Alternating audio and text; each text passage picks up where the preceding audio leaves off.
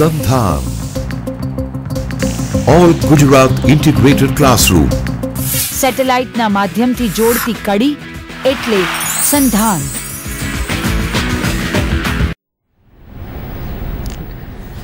Good evening મિત્રો. આજે આપણે શૈક્ષણિક મનોવિજ્ઞાનના એક અગત્યના મુદ્દા વિશે ચર્ચા કરવા અહીંયા ઉપસ્થિત થયા છીએ. એ મુદ્દો શૈક્ષણિક મનોવિજ્ઞાન એ બહુ જ અગત્યનો છે. શૈક્ષણિક મનોવિજ્ઞાનમાં આ મુદ્દો બહુ જ અગત્યનો છે. એક શિક્ષક બનવા જ્યારે આપણે જઈ રહ્યા છીએ ત્યારે આ મુદ્દા વિશે શિક્ષક તરીકે આપણને વિસ્તૃતમાં સમજ હોવી ખૂબ જ અનિવાર્ય છે. એ મુદ્દાની ચર્ચા આપણે કરીએ એ પહેલાં આપણે એની પૂર્વ થોડી માહિતી મેળવી લઈએ કે એ મુદ્દા પહેલાં સમજવો કેમ જરૂરી છે અને બાળકના વિકાસમાં આ મુદ્દો કેટલો અગત્યનો છે.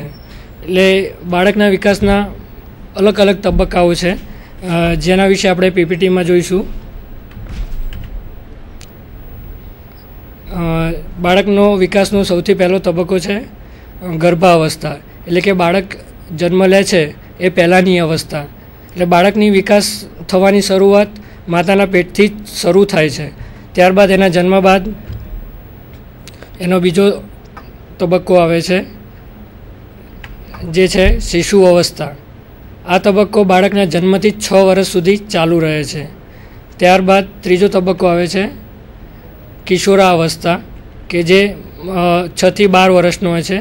ત્યારબાદ તરુણાવસ્થા જે બાળકના જીવનમાં 13 થી 20 વર્ષનો જ્યારે તે હોય છે ત્યાં સુધી રહે છે. ત્યારબાદ તે યુવાન થાય છે એટલે કે યુવાવસ્થા જે 21 થી 40 વર્ષ સુધી ચાલે છે તે તબક્કો. ત્યારબાદ પ્રૌઢાવસ્થા જે 40 થી 60 વર્ષના સમયગાળા દરમિયાન તેના જીવનમાં રહે છે. અને અંતિમ એટલે કે છેલ્લો તબક્કો છે વૃદ્ધાવસ્થા, એટલે તે તબક્કો 60 કે તેથી વધુ વર્ષ સુધી જીવનમાં ચાલ્યા જ કરે છે. દરેક વ્યક્તિના જીવનમાં આ તબક્કાઓ હોય જ છે, એટલે કે દરેક વ્યક્તિ આ તબક્કામાંથી એક વખત તો પસાર થવાનું રહે જ છે. જે પૈકી આપણે આજે તરુણ અવસ્થા વિશે જાણવાનું છે, કારણ કે શાળામાં જે વિદ્યાર્થીઓ આવે છે એ મોટાભાગે આ ઉંમરના એટલે કે 13 થી 20 વર્ષના આપણને જોવા મળે છે. તો એક શિક્ષક તરીકે આપણે આ અવસ્થા વિશે સમજ મેળવવી ખૂબ જ અગત્યની છે. આ અવસ્થા તરુણ અવસ્થા એટલે શું, એમાં વિદ્યાર્થીઓ કેવા પ્રકારના લક્ષણો ધરાવે છે, એટલે કે એમની કાળજી આપણે કેવી રીતે રાખવી, એ બધી માહિતી આપણને હોવી જરૂરી છે. તો આપણે આપણું શિક્ષણ કાર્ય અસરકારક રીતે કરી શકીએ. તો સૌથી પહેલાં આપણે તરુણ અવસ્થા શું છે એના વિશે આપણે માહિતી મેળવીએ.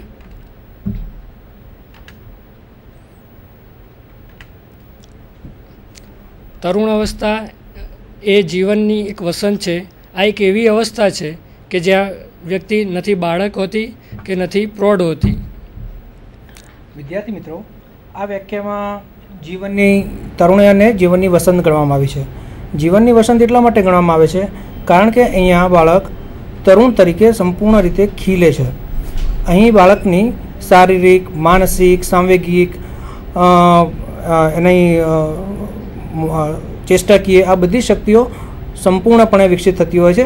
એના કારણે આપણે બાળકને કહીએ છીએ, તારુણ્ય માટે કહીએ છીએ કે આ જીવનની વસંત છે. અને આ એક એવી અવસ્થા છે કે જ્યાં વ્યક્તિ બાળક પણ હોતી નથી હોતી પ્રૌઢ. આ એવી જીવનની મધ્ય અવસ્થા હોય છે કે જ્યાં બાળક હંમેશા બહુ જ ખંતીલું હોય છે, બહુ જ આપણે કહી શકીએ કે એક્ટિવ હોય છે. અને અહીંયા એક્ટિવલી એ દરેક બાબતને અલગ રીતે જુએ છે, કારણ કે અહીંયા એ દુનિયાની જે એની આસપાસની દુનિયા છે એને એક્સપ્લોર કરવાની કોશિશ કરે છે. અને એના કારણે એની અંદર ઘણી જ બધી જાણવાની જિજ્ઞાસા વૃત્તિ હોય છે. એટલા માટે જ કહેવામાં આવે છે કે આ એવી વ્યવસ્થા છે કે જ્યાં બાળક પણ નથી હોતું અને તે પ્રૌઢ પણ નથી હોતું. એટલે આ વ્યાખ્યામાં સાહેબે જેમ કહ્યું એમ કે વ્યક્તિ બાળક પણ નથી હોતું અને પ્રૌઢ પણ નથી હોતું. એટલે આ અવસ્થામાં એના વર્તન એવા પ્રકારના હોય છે કે ક્યારેક આપણને એવું પણ લાગે કે એકદમ તદ્દન બાળક જેવો છે. ક્યારેક એનું વર્તન એવું પણ હોય, મેચ્યોર વર્તન હોય છે એનું, કે એવું લાગે કે આ ઉંમરવાળી વ્યક્તિ જ આવું વર્તન કરી શકે. એટલે કે એનું વર્તન આપણે ઓળખી નથી શકતા. એટલે આ અવસ્થા એવી છે કે વ્યક્તિને આપણે ના તો બાળક કહી શકીએ, ના તો એને બહુ ઉંમરવાળી વ્યક્તિ એટલે કે પ્રૌઢ ગણી શકીએ. એટલે તરુણ અવસ્થાને એટલા માટે જ એવું કહેવામાં આવ્યું છે કે તરુણ અવસ્થામાં જે વિદ્યાર્થી કે બાળક હોય છે એ પ્રૌઢ પણ નથી હોતો અને એકદમ બાળક પણ નથી હોતો. હવે આપણે એનો બીજી એક વ્યાખ્યા જોઈએ. બીજી વ્યાખ્યા આપણને આપી છે ડૉક્ટર કર્ટ લેવિને.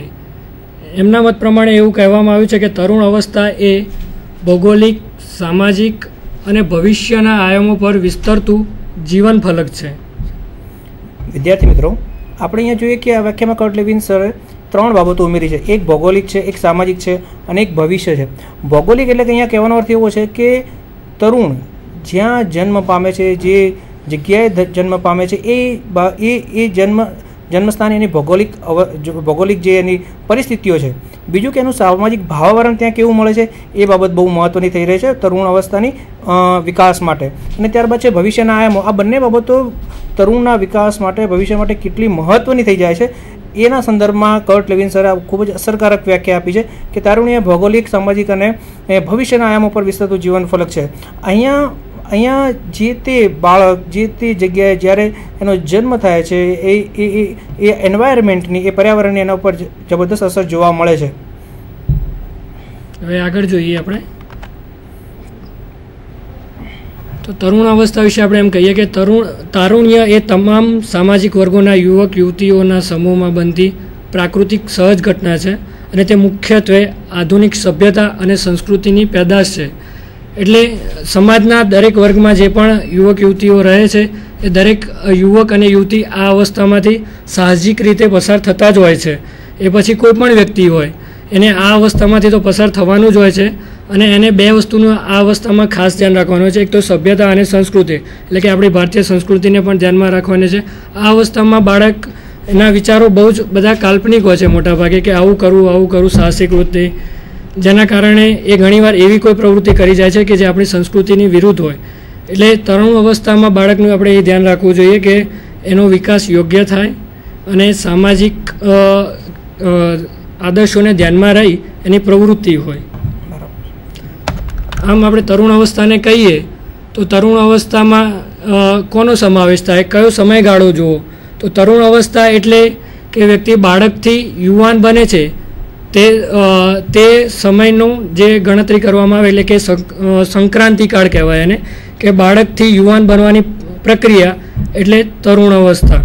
વિદ્યાર્થી મિત્રો, અહીંયા આપણે એક બાબત ચર્ચા કરીએ કે જ્યારે એક નાનું જન્મેલું બાળક જે અલગ અલગ અવસ્થાઓમાંથી, અલગ અલગ તબક્કાઓમાંથી પસાર થઈને જ્યારે એ તરુણા અવસ્થામાંથી યુવાન અવસ્થા તરફ જાય છે ત્યારે ચોક્કસ ક્રમ અનુસાર જાય છે. જ્યારે આપણે જોઈએ કે જ્યારે બાળક 3 થી 6 વર્ષનું હોય છે ત્યારે જ્યારે એ કિશોર અવસ્થામાં પણ હોતું નથી, બાલ્યાવસ્થામાં પણ હોતું નથી, ત્યારે તે મહત્તમ ફ્રીડમ એટલે કે આઝાદી અનુભવવા માટે, કારણ કે એ સમય એની સામે એની દુનિયા એની સામે હોય છે અને તે દુનિયાને તે એક્સપ્લોર કરવા માંગતો હોય છે. તો જે 3 થી 6 વર્ષનો સમય છે એ એના માટે તરુણાવસ્થા જેવો જ સમય હોય છે. અને બીજો સમય આવે છે તે 12 થી 18 વર્ષનો સમય છે જે તરુણાવસ્થાનો છે, જેમાં બાળક અહીંયા જે સંક્રાંતિકાળ છે એ અનુભવે છે. કારણ કે અહીંયા સંક્રાંતિકાળ એટલે કે એક અવસ્થામાંથી બીજી અવસ્થામાં ટ્રાન્સફર થવું, એક જગ્યાએથી બીજી જગ્યાએ ટ્રાન્સફર થવું, તો એ સંદર્ભમાં આ અગત્યનો એનો સમય છે. કારણ કે અહીંયા ઘણા બધા સંક્રાંતિકાળમાં એના ઘણા બધા ચેન્જીસ આવે છે. સૌથી પ્રથમ તો એનો શારીરિક એના ચેન્જીસ આવે છે, શારીરિક એના શરીરના અંગો વગેરેમાં એનો વિકાસ થાય છે, માનસિક પરિવર્તનો આવે છે. ને આ માનસિક પરિવર્તનો સૌથી એની સાથે સાથે સાંવેગિક પરિવર્તનો અને સામાજિક પરિવર્તનો પણ અહીંયા ઇન્ક્લુડ થાય છે, સમાવેશ થાય છે. એટલા માટે અહીંયા આનો સંક્રાંતિકાળ કહેવામાં આવે છે. તો આપણે અત્યારે તરુણ અવસ્થાનો અર્થ સમજો કે તરુણ અવસ્થા કોને કહેવાય, તરુણ અવસ્થા શું છે અને એની પ્રક્રિયા કઈ છે, કે બાળકમાંથી યુવાન થવાની પ્રક્રિયા. તો જ્યારે વ્યક્તિ બાલ્ય અવસ્થા એટલે કે બાળકમાંથી તરુણ બને છે ત્યારે એનામાં કયા કયા પ્રકારના લક્ષણો હોય છે અથવા એમાં કયા કયા ફેરફારો આવે છે તેના વિશે પણ આપણે માહિતગાર થવું જરૂરી છે. તેથી આપણે હવે તરુણ અવસ્થાના લક્ષણો વિશે માહિતી મેળવીશું કે તરુણ અવસ્થામાં બાળક કેવા પ્રકારના લક્ષણો ધરાવે છે. જેમાં સૌથી પહેલું લક્ષણ હોય છે કે બાળકના, આપણે જેમ વાત કરી કે સાહેબે હમણાં જ કીધું તમને કે બાળકમાં સંક્રાંતિકાળ એટલે કે બાલ્ય અવસ્થામાંથી એ યુવાન અવસ્થા તરફ પ્રયાણ કરે છે, કે સંક્રાંતિકાળમાં જાય છે. તો એનો સૌથી મોટો પહેલો ફેરફાર એનામાં કયો જોવા મળે છે તો કે શારીરિક ફેરફારો. બાળક જ્યારે તરુણ અવસ્થા એટલે કે 13 થી 20 વર્ષની વયનો થાય છે ત્યારે એનામાં મોટા ભાગના શારીરિક ફેરફારો એનામાં આવે છે. જેમ કે આપણે ત્યાં કહેવત પણ છે કે 16 વર્ષે બુદ્ધિ આવે નહીંતર પછી ના આવે તો એ પણ તરુણ અવસ્થાનો જ એક ભાગ છે. એમાં કેવા પ્રકારના શારીરિક ફેરફારો આવે છે તો કે વજનમાં વધારો થવો, ઊંચાઈ વધવી, પછી એની બુદ્ધિમાં વધારો થવો, અને જો છોકરો હોય તો એને દાઢીના વાળ ઉગવા, એ બધા શારીરિક મોટાભાગના ફેરફારો આવે છે. વિદ્યાર્થી મિત્રો, અહીંયા શારીરિક ફેરફારોમાં ઊંચાઈમાં વધારો. હવે જ્યારે આપણે ઊંચાઈમાં વધારો જોઈએ તો અહીંયા તરુણો અને તરુણીઓમાં તરુણાવસ્થાની જે એજ છે એમાં થોડો તફાવત આવે છે. તરુણીઓ જે છે એ 11 વર્ષથી એમનામાં તરુણાવસ્થા આવવાની શરૂઆત થાય છે. જનરલી 11થી 12-13 વર્ષ સુધી એમની તરુણાવસ્થાની શરૂઆત થાય છે. જ્યારે છોકરાઓ આ સમયમાં થોડાક પાછળ હોય છે. એ લોકોની શરૂઆત તરુણાવસ્થાની 13થી 14 વર્ષથી શરૂ થાય છે, 19થી 20 વર્ષ સુધી રહે છે. જ્યારે છોકરીઓમાં 11થી 13 વર્ષ સુધીની શરૂઆત થાય છે, 16થી 17 વર્ષ સુધી રહે છે. તો એના પરિણામે છોકરાઓ અને છોકરીઓમાં શારીરિક ફેરફારો પણ અલગ અલગ જોવા મળે છે. એક બીજી મહત્ત્વની બાબત એ છે કે જ્યારે છોકરીઓની તરુણાવસ્થા પહેલી શરૂઆત થાય છે ત્યારે છોકરીઓની ઊંચાઈ છોકરાઓ કરતાં થોડીક વધારે હોય છે, રાઈટ. અને એ જ પ્રમાણે એમનું વજન પણ છોકરાઓ કરતાં વધુ જોવા મળતું હોય છે. પરંતુ જેમ જેમ ઉંમર વધતી જાય છે તેમ તેમ તરુણીઓ કરતાં ઊંચાઈમાં અને વજનમાં આગળ આવી જાય છે. હવે બીજી બાબત જોઈએ કે તરુણોમાં ઊંચાઈમાં વધારાની સાથે સાથે વજનમાં વધારો થાય છે. તો આ રીતે તરુણો અને તરુણીઓમાં થોડોક ડિફરન્સ પણ જોવા મળે છે. તરુણો કરતાં વર્ગખંડમાં આપણે જોઈએ તો તરુણીઓ ઊંચાઈમાં વજનમાં થોડો વધારો હોવાથી એ કંઈક ઉંમરમાં પણ વધારે આપણને જોવા લાગતી હોય છે. જ્યારે તરુણો એમની સરખામણીમાં તરુણાવસ્થાની પ્રારંભિક તબક્કામાં તરુણો છોકરીઓ કરતાં થોડાક નાના જોવા મળતા હોય છે. પરંતુ જ્યારે તરુણાવસ્થાનો લાસ્ટ સ્ટેજ આવે છે ત્યારે છોકરીઓ કરતાં ઊંચાઈમાં અને વજનમાં થોડો વધારો જોવા મળતો હોય છે. આમ છોકરાઓનામાં પણ દાઢી આવવી, પછી છોકરાઓમાં દેહધાર્મિક ક્રિયાઓમાં પણ ફેરફારો થતા જોવા મળે છે. તો મિત્રો, આ થયા શારીરિક ફેરફારો. ત્યારબાદ આપણે શારીરિક ફેરફારોમાં આગળ જોઈએ કે સ્નાયુઓનો પણ વિકાસ થતો હોય છે ને આ સ્નાયુના વિકાસના કારણે એમનું શરીર મજબૂત થતું હોય છે. છોકરાઓ અને છોકરીઓનું શરીર હાડકાં એમના બરડ બનતા હોય છે, સ્નાયુઓ મજબૂત બનતા હોય છે. આના કારણે એ લોકોના અંદર જબરદસ્ત સેલ્ફ કોન્ફિડન્સ એટલે કે આત્મવિશ્વાસનો પ્રાદુર્ભાવ થાય છે. હવે આપણે બીજું લક્ષણ જોઈએ એનું કે તરુણ અવસ્થામાં ધરાવતા બાળકમાં બીજું લક્ષણ કયું હોઈ શકે? તો બીજું લક્ષણ છે માનસિક સંઘર્ષ અને પૂર્ણતાની પ્રાપ્તિ. એટલે જ્યારે બાળક તરુણ અવસ્થામાં પ્રવેશે છે ત્યારે એને ઘણા બધા સંઘર્ષોનો સામનો કરવો પડે છે. જેમ કે બાળક સૌથી પહેલાં તો જાતીય પ્રશ્નો, એટલે કે 13થી 20 વર્ષના જે બાળકો છે સૌથી વધારે પ્રશ્નો એનામાં જ જોવા મળે છે. આપણે અમદાવાદની એક ઘટના જોઈએ કે બાઇકર્સ ગેંગ્સ છે કે બીજી કોઈ પણ સાહસી વૃત્તિ હોય કે જેમાં સ્ટન્ટમેન હોય કે સ્ટન્ટ દેખાડતા હોય છે. આપણે રોજબરોજ પેપરમાં વાંચીએ છીએ કે અમદાવાદમાં આજે આ ગેંગે કાચ તોડ્યા, ગાડીઓના કાચ તોડ્યા કે રેસ લગાવી. તો આ જે બધી પ્રવૃત્તિઓ છે એ બધી પ્રવૃત્તિઓ તરુણ અવસ્થાના બાળકોમાં મોટાભાગે જોવા મળતી હોય છે. અને બીજી એક વાત કરી કે જાતીય પ્રશ્નો. તો જાતીય પ્રશ્નો એટલે બાળકને આ અવસ્થામાં ઘણા બધા જાતીય સમસ્યાઓ કે વિજાતીય વ્યક્તિ સાથે સંબંધ રાખવા કે કેટલું ડિસ્ટન્સ રાખવું, એ બધા પ્રકારના પ્રશ્નો ખૂબ મોટા પાયે જોવા મળે છે. વિદ્યાર્થી મિત્રો, આપણે અહીંયા માનસિક સંઘર્ષ અને પૂર્ણતાના જે લાક્ષણિકતા છે એમાં જાતીય પ્રશ્નો એ સૌથી મોટો આજનો પ્રશ્ન છે કે ભાઈ જાતીય પ્રશ્નો આવે છે. તો એનું કારણ મુખ્ય પહેલાં જે મેં કહ્યું એ પ્રમાણે કે તરુણાવસ્થાની જ્યારે શરૂઆત થાય છે ત્યારે છોકરીઓમાં તરુણાવસ્થાની શરૂઆત પહેલાં થાય છે અને કમ્પેરેટિવલી એના કારણે તે છોકરાઓ કરતાં ઉંમરમાં થોડીક મોટી દેખાય છે.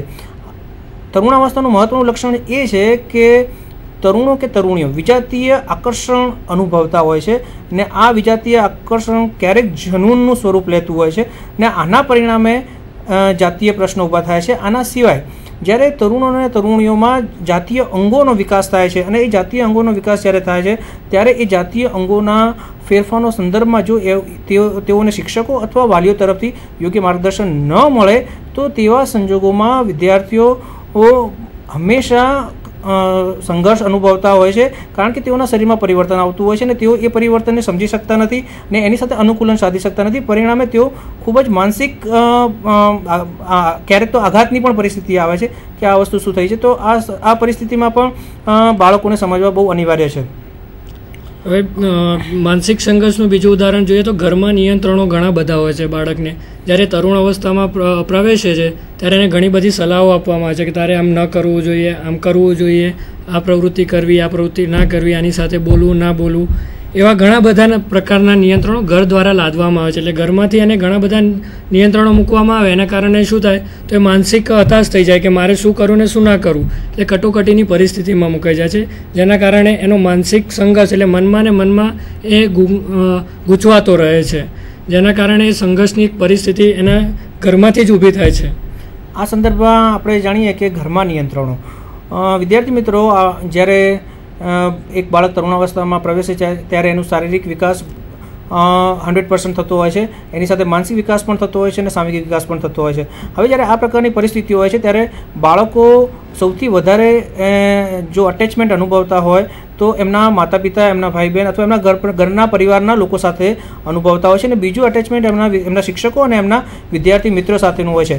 પરંતુ આ તરુણ અવસ્થાનો સમયગાળો એવો પ્રકારનો છે કે આ સમય દરમિયાન વિદ્યાર્થી અથવા કોઈ પણ બાળક જે તરુણ છે એ પોતાની આસપાસની દુનિયાને એક્સપ્લોર કરવા માંગતું હોય છે, જાણવા માંગતું હોય છે, અને એ દુનિયામાં પોતાનું આઈડેન્ટિટી એટલે કે પોતાની ઓળખ છોડવા માંગતો હોય છે. અને આના સંદર્ભમાં ઘણા બધા પ્રશ્નો ઊભા થાય છે. હવે ભારતીય સંસ્કૃતિના પરિપ્રેક્ષ્યમાં વિચારીએ તો અહીંયા આપણા વેલ્યુઝની વાત છે, મૂલ્યોની વાત છે. તો આ જે મૂલ્યોની વાત આવે છે ત્યારે આપણા ઘરમાંથી જ બાળકો ઉપર નિયંત્રણ લાદવામાં આવે છે કે આ ન કરી શકાય, તે ન કરી શકાય. આના પરિણામે જે લોકો દ્વારા નિયંત્રણ લાદવામાં આવે છે અને જે તરુણોને પ્રિય છે એવા લોકો દ્વારા નિયંત્રણ લાદવામાં આવે છે ત્યારે એ સંઘર્ષભરી પરિસ્થિતિ થાય છે કે હવે કરવું શું. તો એટલા માટે અહીંયા ઘરના નિયંત્રણો પણ એક માનસિક સંઘર્ષમાં પરિણમતા હોય છે. ત્યારબાદ માનસિક સંઘર્ષ ઊભું થવાનું બીજું કારણ છે કે સમાજના નિયંત્રણો, એટલે કે સમાજની રીતિ રિવાજો, માન્યતાઓ, ધાર્મિક માન્યતાઓ કે ચુસ્તપણે એને પાલન કરવી જ પડે છે. કારણ કે આપણે સૌ જાણીએ છીએ કે મનુષ્ય એક સામાજિક પ્રાણી છે, એટલે સમાજમાં જ એને રહેવાનું છે ને સમાજમાં જ એને મોટું થવાનું છે. એટલે સમાજ દ્વારા જે આપવામાં આવતા નિયંત્રણો રૂઢિચુસ્ત હોય છે, ઘણામાં છૂટછાટ પણ મળે છે, પણ મોટાભાગે શું હોય છે કે માણસે સમાજમાં રહેવાનું હોવાથી એને સમાજ દ્વારા નક્કી કરેલા નીતિ નિયમોનું ચુસ્તપણે પાલન કરવું પડે છે. પરંતુ આ અવસ્થા એવી છે કે એમાં બાળક આ બધા નિયંત્રણો અને નિયમો સ્વીકારી શકતો નથી, જેના કારણે તેનામાં માનસિક સંઘર્ષની એક પરિસ્થિતિ ઊભી થાય છે. આ ઉપરાંત વિદ્યાર્થી મિત્રો, આજે દુનિયા એક ગ્લોબલ વિલેજ બની ગયું છે, ટેકનોલોજીની ક્રાંતિ આવી છે. આના કારણે પ્રત્યેક ક્ષેત્રના લોકો એકબીજાના સંપર્કમાં આવ્યા છે. ટેકનોલોજીના કારણે દરેક વ્યક્તિ એકબીજા સાથે જોડાઈ ગયું છે. દરેક સમાજને, દરેક કલ્ચર, દરેક સંસ્કૃતિની બાબતો એકબીજા સાથે શેર થઈ રહી છે. તો આવા સંદર્ભમાં જ્યારે તરુણ પોતાના સમાજના જે મૂલ્યો છે એને કંઈક પરિવર્તન લાવવા માંગે છે ત્યારે એ લોકો સામાજિક નિયંત્રણોને હટાવવા માંગે છે. અને એમાં પણ તરુણાવસ્થાની સૌથી મોટી લાક્ષણિકતા છે કે એ પોતાનું સ્વને એ સમાજમાં સ્થાપવા માંગતો હોય છે, ત્યારે એ સમાજના નિયંત્રણોને ફગાવી મૂકવા માટે તત્પર થઈ જાય છે. અને આના કારણે ઘણા બધા આવેગભર્યા પણ એ પ્રયત્નો કરતો હોય છે. ત્યારબાદ આપણે વિદ્યાર્થી મિત્રો જોઈએ કે માનસિક સંઘર્ષ તો છે જ, એની સાથે માનસિક પૂર્ણતાની પણ વાત આવે છે. અહીંયા માનસિક પૂર્ણતા એટલે એવી કોગ્નેટિવ એટલે કે જ્ઞાનાત્મક શક્તિઓનો વિકાસ થવો બાળકમાં કે જે એને પોતાની શૈક્ષણિક કારકિર્દી ઘડવા માટે અને સામાન્ય જીવનમાં આગળ વધવા માટે પણ બહુ મદદગાર થાય છે. તો એમાં સૌથી પહેલી છે અમૂર્ત શક્તિ. અહીંયા અમૂર્ત શક્તિ એટલે કે એવી બાબતો, અને અમૂર્ત શક્તિ એ ઇમેજિનેશન એટલે કે કલ્પના શક્તિ સાથે જોડાયેલી છે. કારણ કે તરુણો એ કલ્પનામાં વિહરતા બાળકો છે, એ એવા બાળકો છે જે કંઈક નવું જાણવાની પ્રયત્ન કરે છે, નવું શોધવાનો પ્રયત્ન કરે છે. તો આ અમૂર્ત શક્તિ એ લોકોમાં આ નવી બાબત જાણવા માટે પ્રેરણા આપે છે. ત્યારબાદ છે વિચાર શક્તિ. અહીંયા ઘણા બધા પ્રકારના એ લોકોને વિચાર આવે છે, એટલા બધા વિચારના વંટોળ આવે છે કે તે ક્યારેક તો એને કંટ્રોલમાં પણ કરી શકતા નથી. જો એ વિચાર હકારાત્મક હોય તો એમની જે સેલ્ફ એસ્ટીમ હોય છે, એમનું સ્વાભિમાન હોય છે, એને એ ઘડતું હોય છે. પણ જો એ વિચાર નકારાત્મક પ્રકારના હોય તો એના કારણે એ ક્યારેક ડિપ્રેશનમાં પણ જઈ શકતા હોય છે.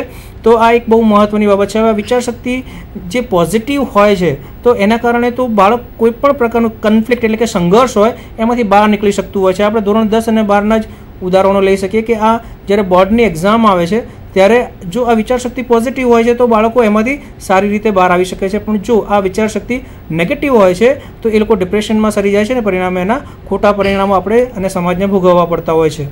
ત્યારબાદ છે ધ્યાન શક્તિ એટલે કે કોન્સન્ટ્રેશન. અહીંયા સૌથી મોટું પરિબળ છે કે બાળકને કેવા પ્રકારનું પર્યાવરણ મળ્યું છે ને એ પર્યાવરણ બે જગ્યાએથી એને પ્રાપ્ત થાય છે, એક તો ઘરમાંથી અને એક શાળામાંથી. કોન્સન્ટ્રેશન એટલે કે જો બાળક પાસે પોઝિટિવ એટીટ્યૂડ હશે, એટલે કે જો સકારાત્મક એનો અભિગમ હશે, તો આ એનું કોન્સન્ટ્રેશન એટલે કે એનું જે ધ્યાન કરવાની બાબત છે એ હંમેશા સારી રહેશે. એ એના એકેડેમિક કેરિયર હોય કે કોઈ પણ વ્યવસાયિક બાબત હોય એના ઉપર એ સારી રીતે ધ્યાન આપી શકે છે. અને ત્યારબાદ છે સ્મૃતિ શક્તિ એટલે કે મેમરી. મેમરીના બે પ્રકાર છે, એક શોર્ટ ટર્મ મેમરી છે અને લોંગ ટર્મ મેમરી છે.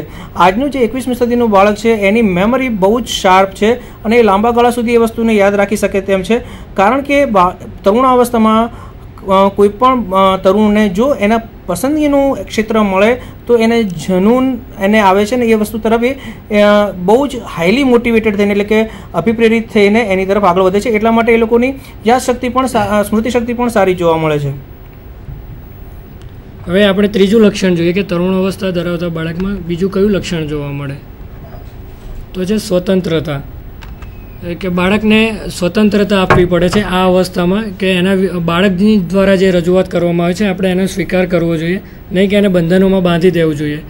એને યોગ્ય વિચારનો સ્વીકાર કરવો જોઈએ. જો એને યોગ્ય વિચાર ના હોય તો એને માર્ગદર્શન આપવું જોઈએ કે આની બદલે તું આ બાજુ જા કે આ કાર્ય કર એમ.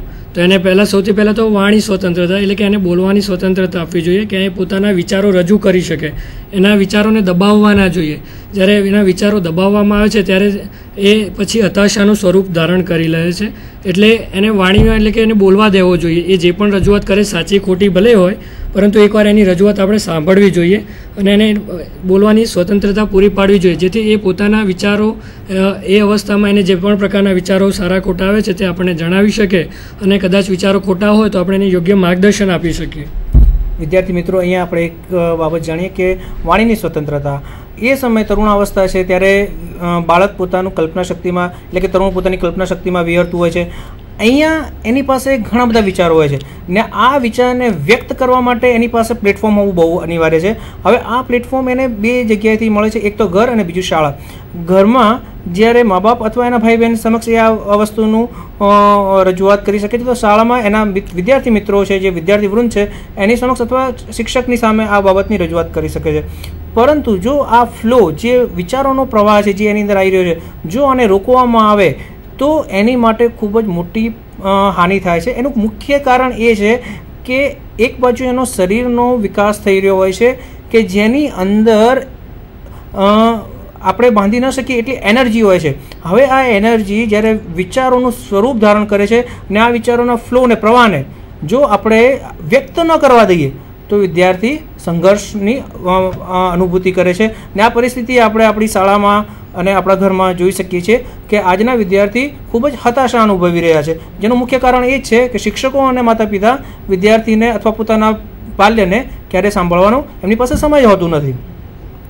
આ ઉપરાંત આપણે તેને અભ્યાસમાં સ્વતંત્રતા આપવી જોઈએ, એટલે કે એની શૈક્ષણિક કારકિર્દી જે છે એના ઉપર બહુ દબાણ ના કરવું જોઈએ. આની માટે અત્યારે ઘણા બધા મૂવી પણ આપણે રિલીઝ થયા છે કે જેમાં બતાવવામાં આવે છે કે બાળકને જે એની ઈચ્છા હોય, એનો રસ રુચિ હોય એમાં જ એને આગળ વધવા દેવો જોઈએ, નહીં કે એને આપણી પોતાની સમાજમાં સ્થાન બતાવવા માટે આપણી ઈચ્છા હોય એ અભ્યાસક્રમમાં મૂકવું જોઈએ. એટલે કે તરુણ અવસ્થાના બાળકનો એવો સમયગાળો છે કે જ્યાં એને ઘણા બધા પ્રશ્નોના નિર્ણય લેવાના હોય છે, જેમ કે કઈ કારકિર્દીમાં જવું કે જ્યાંથી એને સારો વ્યવસાય પ્રાપ્ત થઈ શકે, એના માટે શું અભ્યાસ કરવો, એનું રસ શું છે, એ બધી જ બાબતો ધ્યાનમાં રાખવી જોઈએ. એટલે કે એને અભ્યાસની પસંદગી કરવા માટે કયા ફિલ્ડમાં જવું, આર્ટ્સ, કોમર્સ, સાયન્સ, પેઇન્ટિંગ એવા ઘણી બધી ક્ષેત્રો અત્યારે તો વિકાસ થયા છે. એવું જરૂરી નથી કે આપણે ડૉક્ટર જ બનાવવું હોય એને કે એન્જિનિયર જ બનાવવું. એને જેમાં રસ હોય એ અભ્યાસમાં એક ક્ષેત્રમાં જવાની એને છૂટ આપવી જોઈએ. આપણે એને દબાવવો ના જોઈએ કે ભાઈ મને આ ક્ષેત્ર જ ગમે છે તો તું આ જ ક્ષેત્રમાં થાય. એની યોગ્ય પ્રોપર ગાઈડન્સ જે તે એમાં રસ રુચિ હોય એમાં એને યોગ્ય ગાઈડન્સ આપીને એ દિશામાં જ એને જવા દેવું જોઈએ. વિદ્યાર્થી મિત્રો, અભ્યાસમાં સ્વતંત્રતા આપણે વોકેશનલ ગાઈડન્સના સંદર્ભમાં સમજી. આ ઉપરાંત જ્યારે વર્ગખંડમાં રેગ્યુલર ટીચિંગ એટલે કે રેગ્યુલર શિક્ષક આવીને જ્યારે અભ્યાસ કરાવતા હોય છે ત્યારે પણ આ અભ્યાસની સ્વતંત્રતા ક્યાંય જળવાતી નથી. અહીંયા સ્ટુડન્ટની ઓટોનોમી એટલે કે વિદ્યાર્થીની સ્વતંત્રતા ક્યાંય જળવાતી નથી. અહીંયા વિદ્યાર્થી પ્રશ્ન પૂછવા માટે ફ્રી હોતો નથી. ક્લાસમાં શિક્ષક આવે છે, લેક્ચર મેથડથી પોતાનું અભ્યાસનું જે ઇન્ફોર્મેશન હોય છે, માહિતી હોય છે એ આપીને ચાલ્યા જાય છે, પણ અહીંયા વિદ્યાર્થીને પોતાની વાત વ્યક્ત કરવાનો પણ ચાન્સ મળતો નથી. એમને કઈ બાબતથી એમને એ અભ્યાસમાં રુચિ પડશે એ જાણવાનું પણ શિક્ષક દરકાર લેતા નથી. તો વિદ્યાર્થી તરુણોને કારણ કે એમની પાસે ઘણી બધી આઈડિયાઝ હોય છે, જો આ આઈડિયાઝને એ શિક્ષક આપણા જે શિક્ષકો હોય છે એ ઇમ્પ્લિમેન્ટ કરે અને એમને સાંભળે ને એમને યોગ્ય માર્ગદર્શન આપે તો વિદ્યાર્થીઓ, આપણા જે ભારતના વિદ્યાર્થી તરુણો છે એ દેશમાં નહીં દુનિયામાં પણ આગળ વધી શકે એટલી ક્ષમતા ધરાવે છે. ત્યારબાદ આપણે જોઈએ કે વિચારની સ્વતંત્રતા.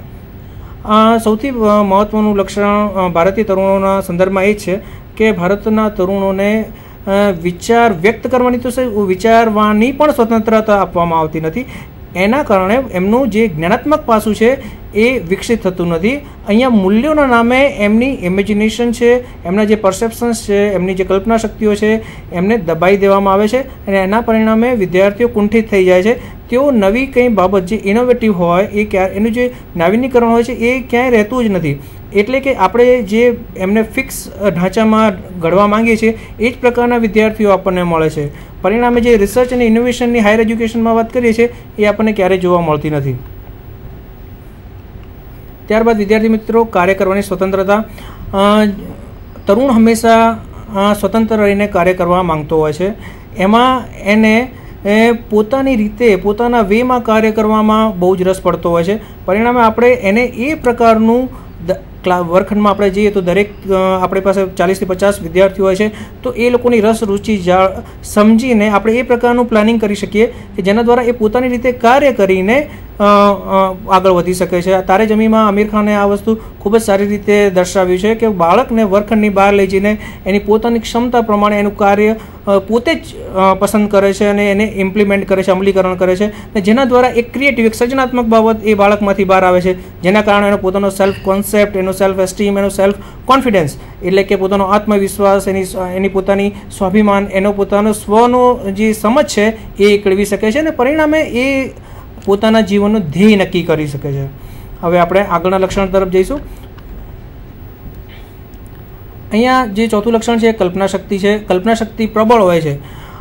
જ્યારે બાળકનો જન્મ થાય છે ત્યારે બાળક આજુબાજુની દુનિયાને જુએ છે, એ પરસીવ કરે છે, એને સમજવાનો પ્રયત્ન કરે છે કે છે શું.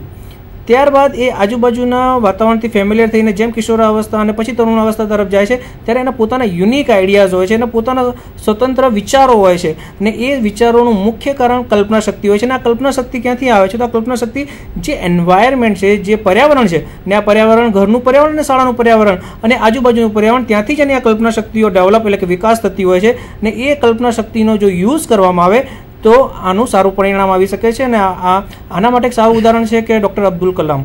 ડૉક્ટર જેપી અબ્દુલ કલામના શિક્ષક એમને જ્યારે ક્લાસરૂમ વર્ગખંડની બહાર દરિયા કિનારે લઈ ગયા અને ઉડતા પક્ષીઓ દેખાડ્યા ત્યારે જ તેઓ પોતાના આ ઉડતા પક્ષીઓને જોઈને એ સમજી શક્યા છે કે આ ટેકનોલોજી આ બાબત કેવી રીતે કામ કરે છે, અને પરિણામે એમને વિજ્ઞાનમાં રસ જાગ્યો ને આજે જે છે દુનિયા સમક્ષ છે.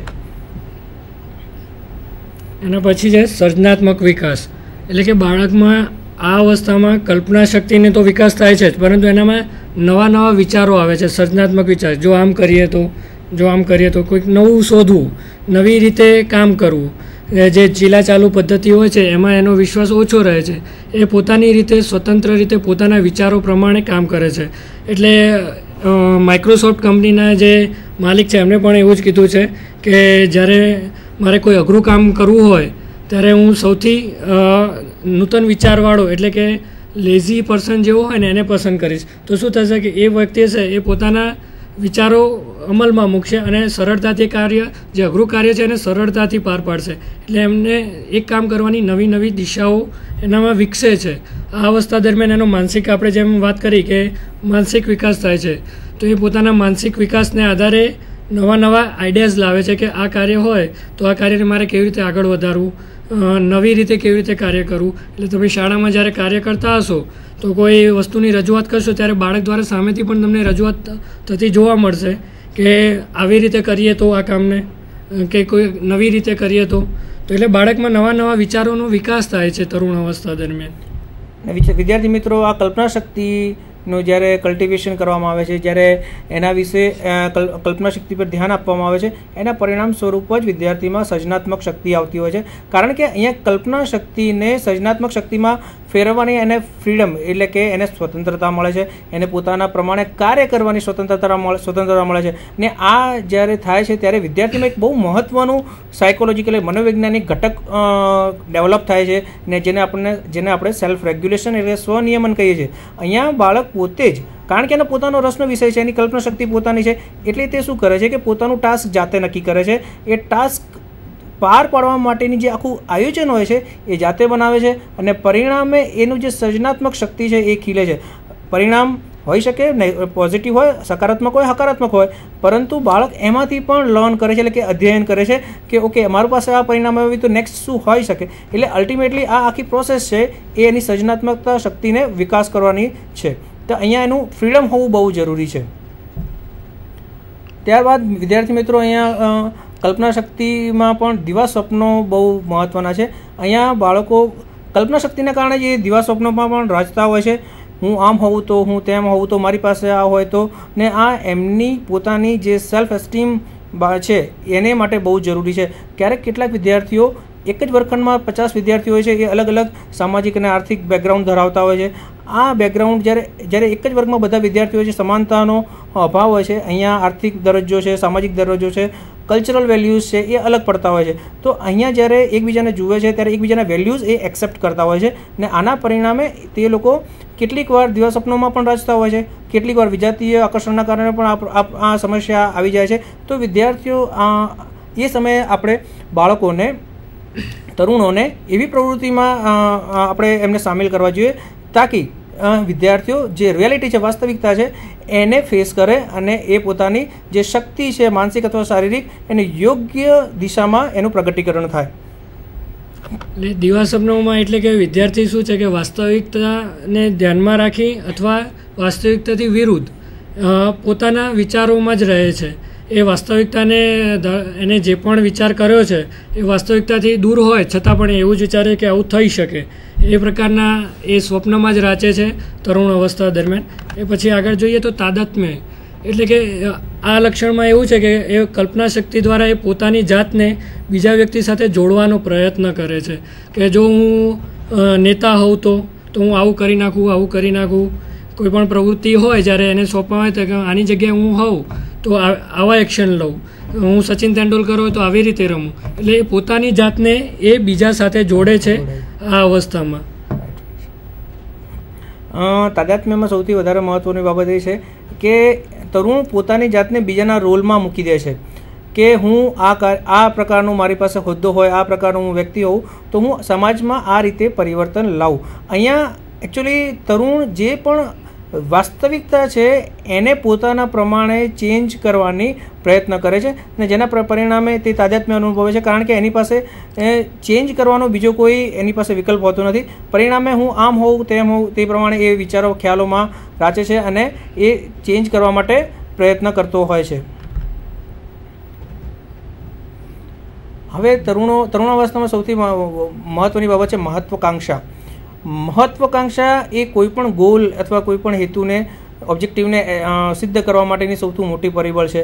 અહીંયા તરુણોમાં મહત્વાકાંક્ષા હોવી જરૂરી છે, પણ અતિ મહત્વાકાંક્ષા પણ એના માટે હાનિકારક બની જાય છે. કારણ કે જ્યારે અતિ મહત્વાકાંક્ષા હોય છે અને જો એનું નેગેટિવ પરિણામ આવે તો તરુણ હતાશામાં સરકી જાય છે અને પરિણામે ખોટા સ્ટેપ લેવામાં આવે છે. પણ જો એ મહત્વાકાંક્ષાને પણ યોગ્ય ડાયરેક્શન આપવામાં આવે તો બાળક પોતાનો ગોલ એચીવ કરી શકે છે અને જો ગોલ એચીવ ન કરે તો ક્રમશઃ આગળ વધીને પણ એ ગોલ લક્ષ્ય તરફ આગળ વધે છે. એટલે અહીંયા એક બેલેન્સ હોવું બહુ જરૂરી છે કે મહત્વાકાંક્ષા હોવી જરૂરી છે, પણ કેટલી હોવી જરૂરી છે એ પણ શિક્ષકો અને માતા પિતા એને માર્ગદર્શન આપવું રહ્યું.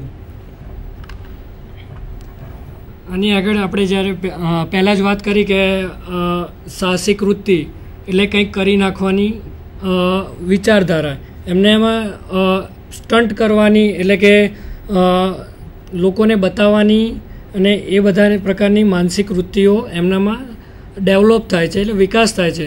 એ અઘરામાં અઘરું કામ હોય છતાં પણ એ એવું કહે છે કે હું કરી નાખીશ, એમ કે પર્વત ઉપર ચડી જાઉં કે કોઈ પણ પ્રકારનું અઘરું કામ એટલે સાહસિકતા બતાવવાનો એને બહુ જ શોખ હોય છે કે બીજા લોકોની સામે મારું સારું લાગે કે આવું અઘરું કામ મેં કરી કાઢ્યું.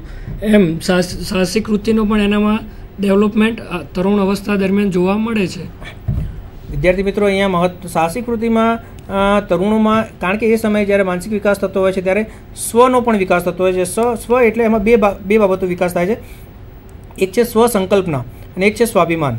આ બંનેનો જ્યારે વિકાસ થતો હોય છે ત્યારે તરુણ પોતાનું જે એન્વાયરમેન્ટ છે એના સંદર્ભમાં, જેની એન્વાયરમેન્ટ છે એના સંદર્ભમાં એ સાહસિક બનવાનો પ્રયત્ન કરે છે ને એ બીજા કરતાં હું કંઈક વધારે છું એવા બનવાનો પ્રયત્ન કરે છે. એના પરિણામે એ કોઈ પણ પ્રકારનું સાહસ ખેડવા તૈયાર થઈ જાય છે. અહીંયા ક્યારેક કમ્પેરિઝન પણ થાય છે, એકબીજા સાથે કમ્પેર કરે છે તરુણો, અને એના કારણે પણ એ લોકો સાહસ પ્રવૃત્તિમાં જોતરાતા હોય છે, તો જેનું પરિણામ સારું હોતું નથી. સાહસિક વૃત્તિ હોવી જોઈએ પણ એ હેલ્ધી હોવી જોઈએ, હાનિકારક ન હોવી જોઈએ. એટલા માટે અહીંયા તરુણોને કાળજી રાખવી બહુ અનિવાર્ય રહે છે. હવે આપણે એના પછીનું લક્ષણ જોઈએ તો કે વિચારોનો સ્વીકાર. એટલે કે તરુણ અવસ્થામાં બાળક એવું વિચારતો હોય છે કે મારા વિચારનો હંમેશા સ્વીકાર જ થાય. જો એના વિચારનો સ્વીકાર ના થાય તો એનો વિરોધ કરે છે, કોઈ બીજી રીતે પણ એનો વિરોધ એ વ્યક્ત કરે છે. એટલે કે આ અવસ્થામાં જે બાળક હોય એને આપણે કેવી રીતે ટ્રીટ કરવું, એટલે એને કેવી રીતે સંભાળવું, તો એના દ્વારા જે વિચારો રજૂ થાય છે એનો સ્વીકાર કરવો એવું જરૂરી નથી, પણ એના વિચારને પહેલાં જોવું, એનું મૂલ્યાંકન કરવું, બંને પાસાથી એનો વિચાર કરવો કે પોઝિટિવ છે કે નેગેટિવ છે, કે આ એના વિકાસ માટે જરૂરી છે. એટલે એના દ્વારા જે વિચારો રજૂ થાય છે, બાળકના વિચારો, એને આપણે શિક્ષક તરીકે અથવા વાલી તરીકે પહેલાં એના વિચારોનું મૂલ્યાંકન કરવું અને જો યોગ્ય વિચારો હોય તો એનો સ્વીકાર કરવો. જેમાં ઘરમાં સ્વીકાર, એટલે જ્યારે બાળક ઘરમાં સૌથી વધારે એના માતા પિતા અને એના વાલીઓ એટલે કે ભાઈ બહેન સાથે રહે છે ત્યારે તે પોતાના વિચાર સૌથી પહેલાં ઘરમાં જ રજૂ કરે છે, કે એનો જે પણ વિચાર હોય ઘરમાં રજૂ કરે છે. સૌથી નજીકનું જે વ્યક્તિ કહેવાય એનું ઘરનું વાતાવરણ છે, ઘરમાં રહેતા વ્યક્તિઓ છે, એ સૌથી પહેલો પોતાને કોઈ પણ પ્રકારનો વિચાર આવે તો એ ઘરમાં જ રજૂ કરે છે, કારણ કે ત્યાં એને ખબર છે કે અહીંયાથી એને સપોર્ટ મળવાનો છે એના વિચારો માટે. એટલે ઘરમાં જે પણ વિચારો એ રજૂ કરે એ આપણે સાંભળવા જોઈએ અને એને જો યોગ્ય હોય તો એને સ્વીકાર કરી અને એને આગળ વધવાની તક આપવી જોઈએ. વિદ્યાર્થી મિત્રો, આ વિચારોનો સ્વીકારમાં આપણે જરા વધારે ફોકસ કરીએ તો, ને એમાં પણ પરીક્ષા સંદર્ભમાં વિચાર કરીએ તો આજે ધોરણ 10 અને 12ની જે બોર્ડની એક્ઝામ થાય છે એમાં ક્યાંક ઓછા ટકા આવ્યા અથવા ક્યાંક ફેલ અથવા નપાસ થવાનું રિઝલ્ટ આવ્યું તો ત્યાં બાળકો ખોટા પગલાં લેવા માટે વિચાર કરવા પ્રેરાય છે. તો આવા સંદર્ભમાં જો બાળકોનો વિચારનો સ્વીકાર ઘરમાં કરવામાં આવે, એમની સાથે થોડો સમય ગાળવામાં આવે, એમને સાંભળવામાં આવે તો એ બાળક ઘર પ્રત્યે લાગણી અનુભવશે, ઘરના વ્યક્તિઓ તરફ લાગણી અનુભવશે. એ ઉપરાંત જ્યારે શાળામાં બાળક આવે છે ત્યારે એની સાથે થોડો સમય ગાળવો જોઈએ શિક્ષકોએ, ને એને વિચાર સાંભળવાનો પ્રયત્ન કરવો જોઈએ, એની પોતાનું વ્યક્તિત્વ કેવું છે એ સમજવાનો પ્રયત્ન કરવો જોઈએ. જેના પરિણામે એ જો તરુણ જ્યારે વિચાર પ્રસ્તુત કરે છે તો એ વિચારને પણ બહુ સરળતાથી આપણે ડાયવર્ટ કરી શકતા હોઈએ છીએ, ને જેના કારણે બાળકમાં એક હેલ્ધી થોટ કેવા હોઈ શકે એનું પણ એને વિચાર આવી શકે છે કે આ કઈ રીતે વિચારી શકાય, એક જ વિચારને બીજી રીતે પોઝિટિવલી કઈ રીતે વિચારી શકાય એ પણ એ શીખતો હોય છે. આ ઉપરાંત આપણે વિચારના સ્વીકારમાં જોઈએ તો શાળામાં બાળકના વિચારનો સ્વીકાર, એટલે કે શાળામાં જ્યારે બાળક પોતાના વિચારો રજૂ કરે છે તો એક શિક્ષક તરીકે આપણી ફરજ બને છે કે આપણે એને જોવું જોઈએ કે એનો વિચાર કેવા પ્રકારનો છે. ઘણીવાર એવું પણ હોય છે કે એના દ્વારા રજૂ કરાયેલા પોતાના મંતવ્યો કે વિચારો યોગ્ય હોય છતાં પણ શિક્ષક પોતાના સ્વમાન ખાતર એને ધમકાવીને બેસાડી દે છે કે ના, આવું તો બની જ ના શકે, આ વિચાર ખોટો છે, તદ્દન ખોટો છે. વાસ્તવિકતામાં એનો વિચાર સાચો હોય છે, છતાં પણ આપણે એક શિક્ષક તરીકે આપણે પોતાના ક્લાસરૂમમાં વિદ્યાર્થીઓ સમક્ષ પોતાનું માન જાળવવા માટે ઘણીવાર આપણે એવું કહેતા હોઈએ છીએ કે આ વિચાર ખોટો છે. એટલે જો શાળામાં વિદ્યાર્થી દ્વારા પોતાના આગવા વિચારો એ પછી કોઈ પણ બાબતના હોય, એ શિક્ષણ કાર્ય વિશેના હોય અથવા આપણે ક્લાસરૂમમાં કોઈ પણ એક્ટિવિટી કરાવતા હોઈએ તો એના અંગેના પણ વિચારો હોઈ શકે. તો એના વિચારોને પહેલાં તટસ્થતાથી મૂલ્યાંકન કરવું જોઈએ, નહીં કે એવું કે આપણે આપણી પોતાની માન્યતા એના ઉપર થોપી બેસાડવી જોઈએ. એટલે શાળામાં પણ વિદ્યાર્થી દ્વારા જે કોઈ પણ પ્રકારના વિચારો રજૂ થાય એનું એક યોગ્ય તટસ્થતાથી શિક્ષક તરીકે આપણે મૂલ્યાંકન કરી અને એનો યોગ્ય હોય વિચાર તો જ સ્વીકાર કરવો જોઈએ. એવું જરૂરી નથી કે બધા જ વિચારોનો સ્વીકાર કરવો. શાળામાં જો બાળકોનો વિચાર સ્વીકાર કરવામાં આવે તો એક સૌથી સારી બાબત એ થાય છે કે કે શાળાનું જે ક્લાસ વર્કનું જે પર્યાવરણ છે, વાતાવરણ છે એ ખૂબ જ સકારાત્મક થાય છે. અહીંયા બાળકો એકબીજા સાથે કોર્ડિનેટ કરતા થાય છે, એટલે કે એકબીજા સાથે કામ કરતા થાય છે. એનું કારણ છે કે દરેક બાળકને પોતાનો વિચાર કરવાની તક મળે છે. આજનું આપણું જે શાળાનું આખું શિડ્યુલ છે એમાં જોઈએ છે કે આપણા બાળકોને આપણે તક આપી શકતા જ નથી. અહીંયા માત્ર શિક્ષક આવે છે, પોતાના જે પણ શિડ્યુલ કન્ટેન્ટ હોય છે એ ભણાવે છે અને વિદ્યાર્થીનો વિચારનો વ્યક્ત કરવાનો પણ એમની પાસે સમય હોતો નથી.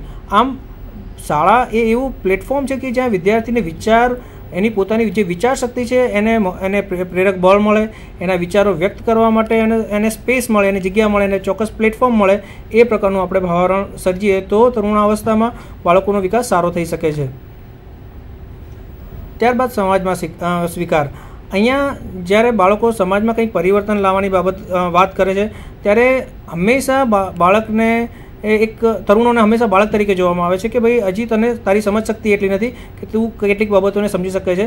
જ્યારે કે કેટલીક બાબતોમાં તરુણો જે સમય વીતી રહ્યો છે, 21મી સદી છે, એ પ્રમાણે જ્યારે એ લોકો વિચાર વ્યક્ત કરતા હોય છે ત્યારે નિઃશંકપણે આપણે સમાજમાં એનો સ્વીકાર કરવો જ પડે ને આપણે એને હકારાત્મક સ્વરૂપ આપવું જોઈએ. આપણે સમાજમાં તેના વિચારના સ્વીકારની વાત કરીએ તો આપણે પહેલે જ અર્થમાં જોયું કે તરુણ અવસ્થામાં વ્યક્તિ બાળક પણ નથી હોતો અને પ્રૌઢ પણ નથી હોતો, પરંતુ જ્યારે તે પોતાના વિચાર સ્વીકાર સમાજમાં પોતાના વિચારની રજૂઆત કરે છે ત્યારે આપણે એને કહીએ છીએ કે હજી તો તું બાળક છે, તને કંઈ ખબર ના પડે. અથવા સમાજમાં વ્યક્તિ જો એ બાળક પોતાનો વિચાર ફરી રજૂઆત કરે તો એવું કહે છે કે તું અમારાથી મોટો છે. એટલે શું થાય છે કે અલ્ટિમેટલી આપણે સમાજમાં એક નાગરિક તરીકે આપણે એના વિચારને કોઈ મહત્ત્વ નથી આપતા, જેના કારણે એ શું થાય છે કે પોતાના વિચારો રજૂ નથી કરી શકતો, એ મનમાં જ રાખે છે. એટલે એને એકવાર જ્યારે એના વિચારનો અસ્વીકાર કરવામાં આવે ત્યારે બીજી વખત પોતાના વિચારો રજૂ કરતાં અચકાય છે અને મનમાં જ રાખે છે અને પછી એવું માની લે છે કે આવું જ હોય ફરજિયાતપણે એક રૂઢિચુસ્ત માળખામાં એ ઘડાવવાનું ચાલુ કરે છે, જેના કારણે શું થાય છે કે એના વિચારનો સ્વીકાર ન થવાના કારણે એ પછી આગળ વિચારવાનું છોડી દે છે અને એનો વિકાસ રૂંધાય છે, પછી તેનો માનસિક વિકાસ ત્યાં અટકી પડે છે. એટલે આપણે સમાજમાં એના વિચારો જે પણ રજૂ થાય એનો યોગ્ય સ્વીકાર કરવો જોઈએ. ઓકે, મિત્ર વર્તુળમાં સ્વીકાર. આ એક બહુ અગત્યનું ફેક્ટર છે કે મિત્ર વર્તુળમાં સ્વીકાર. અહીંયા તરુણનો પોતાનો સ્વીકાર અથવા તરુણના વિચારનો સ્વીકાર મિત્ર વર્તુળમાં થવો બહુ અનિવાર્ય છે. તરુણ અવસ્થાની ખાસ આ લાક્ષણિકતા છે કે તરુણો ગ્રુપમાં કામ કરતા હોય છે, એટલે કે જૂથમાં કામ કરતા હોય છે. અને એ એવું જૂથ હોય છે કે જ્યાં એક સમાન એમના મૂલ્યો હોય છે, એક સમાન એમના વિચારો હોય છે. અહીંયા જો કોઈ બીજો તરુણ એ જૂથમાં પ્રવેશ કરવા માંગે ને જો એ બીજા વિચારોવાળો અન્ય વિચાર ધરાવતો હોય તો એને પ્રવેશ કરવા દેતા નથી. ને જ્યારે આ એક પ્રકારનું જૂથ બને છે ત્યારે એ એક જ વિચારમાં કામ કરતા હોય છે. પરંતુ કેટલીક બાબતો એવી પણ હોય છે કે મિત્ર વર્તુળમાં પણ સ્વીકાર્ય હોતી નથી. ને તરુણાવસ્થા દરમિયાન આ જૂથ ટોળકી એ બહુ જ સક્રિયપણે કામ કરતી હોય છે, પરંતુ ક્યારેક કેટલીક સંજોગોમાં આ ટોળકીમાંથી કોઈને નેગ્લિજન્સ કરવામાં આવે અથવા કોઈને પર ધ્યાન ન આપવામાં આવે તો એની ખૂબ જ વિપરીત અસર થતી હોય છે ને પરિણામે બાળક છે એ એકાંકી બની જતું હોય છે, લોનલી ફીલ કરતું હોય છે ને જેના કારણે એના પોતાના અધ્યાપન ઉપર પણ ખૂબ જ મોટી અસર થતી હોય છે. એટલે જે આ વિચારોનો સ્વીકાર છે એ ઘરમાં, શાળામાં, સમાજમાં થવો, મિત્ર વર્તુળમાં થવો બહુ જરૂરી છે. ને આજે આપણે જોઈએ છીએ કે આ વિચારોનો સ્વીકાર ન થવાથી બાળકો એડિક્ટેડ થઈ ગયા છે અને સૌથી વધુ ટીવીના એડિક્ટ થઈ ગયા છે કે બાળકો ટીવીને ચીટકીને રહે છે, કારણ કે એમની પાસે બીજું કોઈ સોશિયોમેટ્રી છે જ નહીં. હવે તરુણાવસ્થામાં જોઈએ તો એક બીજી પણ બાબત આવી છે. ટીવી સિવાય બાળકો હવે જે સોશિયલ સાઇટ્સ છે, ફેસબુક વગેરે, એના ઉપર એ લોકો રહે છે, જેના પરિણામે એ સોશિયલ સાઇટ્સ તો ખરી, બરાબર છે, સામાજિકતા વધે છે તેનાથી, પરંતુ તે જે પોતાના વ્યક્તિઓ હોય છે, જેના માતા પિતા હોય છે, જેના મિત્રો હોય છે, એનાથી પણ એ દૂર થતા જાય છે. આમ એક રીતે એ સામાજિક થાય છે પણ બીજી રીતે એ સમાજથી દૂર પણ થાય છે. તો આ એક મહત્ત્વનું બાબત છે કે જ્યારે પણ તરુણો પોતાના વિચારો વ્યક્ત કરે છે ત્યારે એને ઘરમાંથી, શાળામાંથી, સમાજમાંથી ને મિત્ર વર્તુળમાંથી એટલીસ્ટ એમને સાંભળે એવી એમને તક પૂરી પાડવી જોઈએ, જેથી આપણે એક હેલ્ધી પ્રકારના તરુણોનો સમાજ ડેવલપ કરી શકીએ.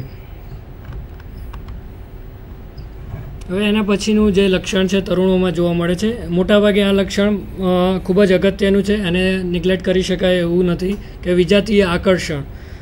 13 થી 20 વર્ષના સમયગાળામાં આ લક્ષણ એનામાં જોવા મળે જ છે મોટાભાગે, કે એ પોતે જે હોય એના અપોઝિટ જાતિ પ્રત્યે આકર્ષણ ધરાવતો હોય છે.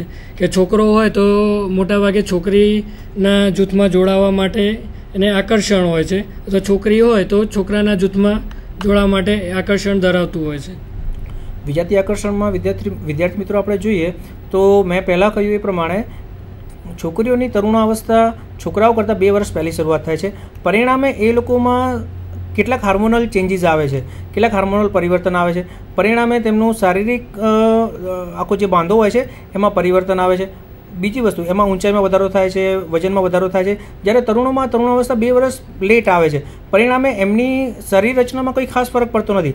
પરંતુ જ્યારે તરુણીઓમાં આ બાબત આવે છે ને શરીર રચનામાં ફેર થાય છે, ત્યારે તરુણો કરતાં તરુણીઓ થોડીક ઉંમરમાં મોટી દેખાય છે. હવે અહીંયા તરુણીઓ, છોકરાઓ અને છોકરીઓમાં સૌથી મહત્ત્વની બાબત એ છે તરુણો અને તરુણીઓમાં કે તરુણીઓ શારીરિક દ્રષ્ટિએ જ તરુણો કરતાં થોડી મોટી દેખાય છે. પરિણામે તરુણીઓમાં એમની સાથે જે તરુણો હોય છે એના કરતાં ઉંમરમાં થોડા મોટા તરુણો તરફ એ આકર્ષાય છે. આ એક બહુ જ વિચિત્ર પરિસ્થિતિ હોય છે કે જ્યારે એ તરુણીઓ પોતાના વય નહીં પણ એની કરતાં મોટા જે વ્યક્તિ હોય છે એના તરફ એ આકર્ષણ અનુભવે છે, ને એટ ધ સેમ ટાઈમ જ્યારે તરુણીઓ તરફ આકર્ષાતા હોય છે. તો આ સમયે શિક્ષક અને માતા પિતાએ આ બાબતનું ખૂબ જ ધ્યાન રાખવાની જરૂરિયાત છે, કારણ કે અહીંયા ખૂબ જ મોટા પરિવર્તનો આવી રહ્યા છે તરુણોના જિંદગીમાં. કારણ કે અહીંયા જ્યારે વિજાતીય આકર્ષણની બાબત આવે છે એટલે અહીંયા સાંવેગિક વિકાસ આવે છે. અહીંયા સાંવેગિક વિકાસમાં ઘણા બધા પ્રકારના એ લોકો સંવેગો, દુઃખનો સંવેગ છે, હતાશાનો સંવેગ છે, ખુશીનો સંવેગો છે, આ બધા જ સંવેગો એ અનુભવતા હોય છે. ને જ્યારે એમને ચોક્કસ ધ્યાન નથી મળતું ઓપોઝિટ સેક્સ તરફથી, ત્યારે તેઓ હતાશા અને આક્રમકતા અનુભવે છે, અને પરિણામે કેટલીક વાર એસિડ ફેંકવું વગેરે જેવી ઘટનાઓ આપણા સમાજમાં જોવા મળે છે. તો આ બાબત ખૂબ જ અત્યંત મહત્ત્વની છે. વિજાતીય આકર્ષણના સંદર્ભમાં આપણે તરુણોને વર્ગખંડમાં આપણે એમને માર્ગદર્શન આપવું બહુ જ જરૂરી છે. એના પછીનું લક્ષણ છે કે કારકિર્દીનું ઘડતર. જ્યારે તરુણ 20 વર્ષનો થાય છે ત્યારે એના ઉપર ઘણી બધી જવાબદારીઓનું ભારણ આવે છે કે કયા ફિલ્ડમાં જવું જેનાથી સરળતાથી વ્યવસાય પ્રાપ્ત થઈ શકે, નોકરી કરી શકે કે બિઝનેસ કરી શકે, કોઈ પણ પ્રકારની પ્રવૃત્તિ. એટલે કે તરુણ અવસ્થાના જ્યારે અંતિમ તબક્કામાં હોય છે કે 20 વર્ષ કે એના પછીનો ગાળો, ત્યારે એના ઉપર ઘણા બધા ભારણ હોય છે કે ઘરમાં પણ નોકરી કરવી જોઈએ અને એને શૈક્ષણિક કારકિર્દી પણ આગળ વધારવી છે. એટલે બંને વસ્તુ પેરેરલ એને ચલાવવાની હોય છે. એટલે કે કારકિર્દીનો પ્રશ્ન એની સામે આવીને ઊભો રહે છે. ત્યારે એ બહુ જ વિમાસણ પરિસ્થિતિમાં, એટલે કે મૂંઝવણમાં હોય છે કે હવે ભણવું કે નોકરી કરવી. પહેલો તો પ્રશ્ન એને ઊભો થાય છે. તો ભણવું ધારો કે વિચારે તો એ પછી એવા અભ્યાસક્રમ તરફ જોડાય છે કે જેમાં એ શૈક્ષણિક કાર્ય સાથે સાથે એ વ્યવસાયિક કારકિર્દી પણ પોતાની ઘડી શકે. તો કે એ કયા પ્રકારના કોર્સ કે અભ્યાસક્રમ પસંદ કરવા જોઈએ અને આ અવસ્થામાં કે જેનાથી સરળતાથી પોતાનું વ્યવસાયિક કામ પણ કરી શકે. એટલે કે સૌથી મોટો પ્રશ્ન એને તરુણ અવસ્થામાં એ ઊભો થાય છે કે કારકિર્દી, કયા પ્રકારની કારકિર્દીમાં એને જવું, કારણ કે આ અવસ્થામાં એને માર્ગદર્શન મળી રહેતું નથી પૂરતા પ્રમાણમાં, જેના કારણે શું થાય છે કે શૈક્ષણિક ખોટી કારકિર્દી પસંદ કરી લે છે અને પછી છેક તે પોતાની કારકિર્દીમાં ત્યાં પહોંચે ત્યારે એને ખબર પડે છે કે અહીંયા તો મારે આ કારકિર્દી મારા કામની ન હતી અથવા આના કારણે મને કોઈ ફાયદો થતો નથી. એટલે કે શૈક્ષણિક કારકિર્દીનો પ્રશ્ન એને સૌથી મોટો મૂંઝવણ ઊભી કરે છે કે કયા પ્રકારના ફિલ્ડમાં એને જવું, અભ્યાસ કરવો. વિદ્યાર્થી મિત્રો, આ કારકિર્દી સંદર્ભમાં આપણે જ્યારે જોઈએ ત્યારે આ 21મી સદી છે અને એ વિજ્ઞાન અને ટેકનોલોજીની છે. વિજ્ઞાન અને ટેકનોલોજી સાથે ડિફરન્ટ ટાઈપના મીડિયા જેને કહેવાય છે, જેને ઇલેક્ટ્રોનિક મીડિયા કહેવાય છે, જેને પ્રિન્ટ મીડિયા કહેવાય છે, એ ખૂબ જ મોટા પ્રમાણમાં આપણા સમક્ષ આવી રહ્યા છે ને આ મીડિયા દ્વારા તરુણો ખૂબ જ અસર પામે છે. પ્રશ્ન એ થાય છે કે તરુણા અવસ્થામાં આ મીડિયા દ્વારા એ તરુણો સમક્ષ એટલી બધી કારકિર્દીના સંદર્ભમાં માહિતી આપવામાં આવે છે કે જેના કારણે તરુણો કન્ફ્યુઝ થાય છે. એટલે કે તેઓ વિસામણમાં મુકાઈ જાય છે કે મારે કઈ કારકિર્દી માટે કેવી રીતે આગળ વધવું જોઈએ. નો ડાઉટ એ બધા જ જે ઇન્ફોર્મેશન હોય છે, માહિતી હોય છે, એ તરુણોના માર્ગદર્શન માટે હોય છે, પરંતુ તરુણોને પોતાના એપ્ટિટ્યૂડ વિશે ખ્યાલ હોતો નથી, એમની પોતાની અભિયોગ્યતા વિશે ખ્યાલ હોતો નથી કે તેઓ કયા ક્ષેત્રમાં આગળ જઈ શકે તેમ છે. તો એટલા માટે તરુણો કયા ફિલ્ડમાં જવું, કયા ક્ષેત્રમાં જવું જેથી તેઓ પોતાની કારકિર્દી ઉજ્જવળ બનાવી શકે, તેના માટે તેઓ સતત સંઘર્ષ અનુભવતા હોય છે.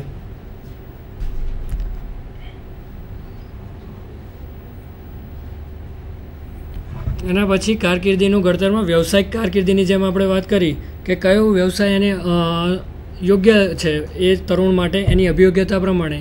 કે એ કયા વ્યવસાયમાં જવાની અભિયોગ્યતા ધરાવે છે, એ કયો વ્યવસાય કરી શકશે અને કયામાં રસ છે, એ બધી બાબતો વિશે પરિચિત નથી હોતું અને એને પ્રોપર ગાઈડન્સ પણ આ અવસ્થામાં મળી રહેતું નથી.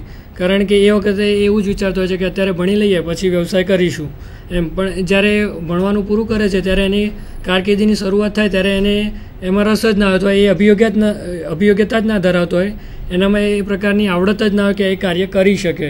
એટલે કે તરુણોમાં મોટાભાગે આ પ્રકારના લક્ષણો જોવા મળે છે.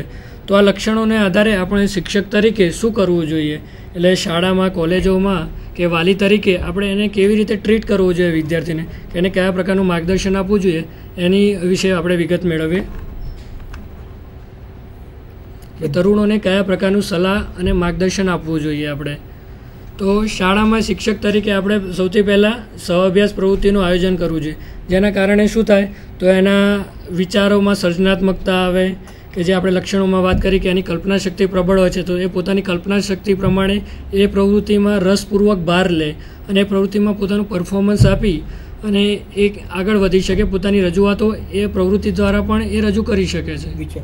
વિદ્યાર્થી મિત્રો, અહીંયા આપણે સહઅભ્યાસી પ્રવૃત્તિનું આયોજન શાળા કક્ષાએ ખૂબ જ મહત્ત્વનું હોય છે. એનું મુખ્ય કારણ એ છે કે તરુણાવસ્થા દરમિયાન મેં કહ્યું તે પ્રમાણે શારીરિક ને માનસિક વિકાસ ને સામૂહિક વિકાસ ખૂબ જ મોટા પ્રમાણમાં જોવા મળે છે. જો આ વિકાસ, આ ત્રણેય પ્રકારના વિકાસનો યોગ્ય દિશા આપવી હોય, એનું માર્ગાંતિકરણ કરવું હોય તો સહઅભ્યાસિક પ્રવૃત્તિઓનું આયોજન કરવું જ રહ્યું. કારણ કે સહઅભ્યાસિક પ્રવૃત્તિઓથી વિદ્યાર્થીઓ પોતાના વિચારો વ્યક્ત કરી શકે છે, પોતાનું જે પરફોર્મન્સ છે, પોતાના ટાસ્ક પરફોર્મન્સ છે એ લોકો સમક્ષ મૂકી શકે છે, જેના કારણે પોતાના સેલ્ફ કોન્ફિડન્સમાં વધારો આવે છે. બીજી વસ્તુ મહત્ત્વની છે કે જ્યારે તરુણોમાં અસીમિત શારીરિક શક્તિ હોય છે, જ્યારે આ શારીરિક શક્તિ હોય છે ત્યારે એ લોકો માટે જો સહઅભ્યાસિક પ્રવૃત્તિનું આયોજન કરવામાં આવે તો તેમનામાં જે કેટલાક નેગેટિવ વિચારો હોય છે, નકારાત્મક વિચારો હોય છે, તેનું પણ હકારાત્મક રીતે માર્ગાંતિકરણ કરી શકાય છે. એટલા માટે આ પ્રવૃત્તિનું આયોજન ખૂબ જ અગત્યનું છે. આ ઉપરાંત તેને સલાહ અને માર્ગદર્શન આપવા માટે એનામાં થતા શારીરિક ફેરફારો વિશે પણ એને માહિતગાર કરવો જોઈએ કે તરુણ અવસ્થા દરમિયાન આ પ્રકારના ફેરફારો થાય છે. ઘણીવાર એનામાં થતા શારીરિક ફેરફારોને કારણે એ મૂંઝવણ અનુભવતો હોય છે કે મારી સાથે કેમ આવું બને છે. તો એના વિશે પણ જુદી જુદી રીતે આપણે પરિચિત કરવો જોઈએ, જેમ કે ચિત્ર દ્વારા, પોસ્ટર દ્વારા, ફિલ્મ સ્ટ્રીપ દ્વારા શરીર રચના વિશે એને સમજાવવું જોઈએ.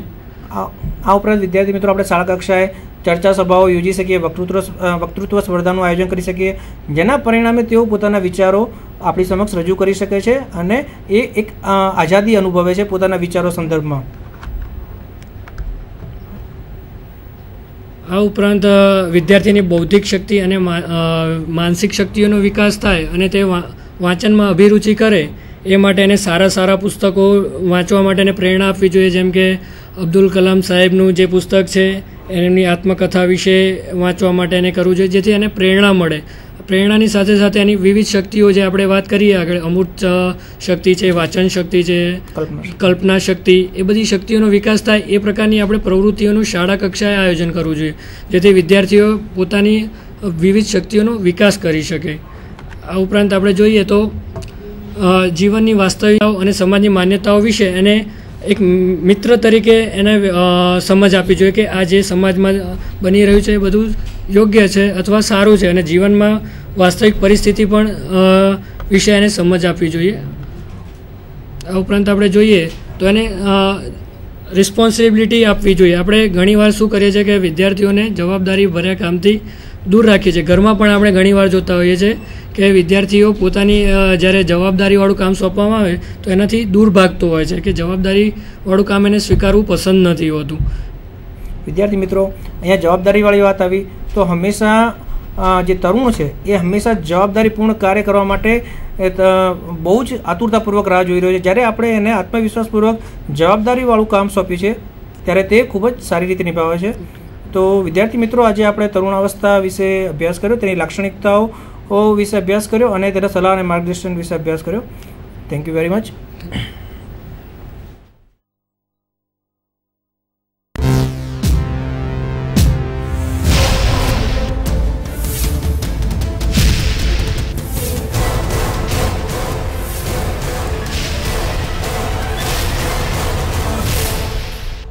Sandhan All Gujarat Integrated Classroom. સેટેલાઇટના માધ્યમથી જોડતી કડી એટલે સંધાન.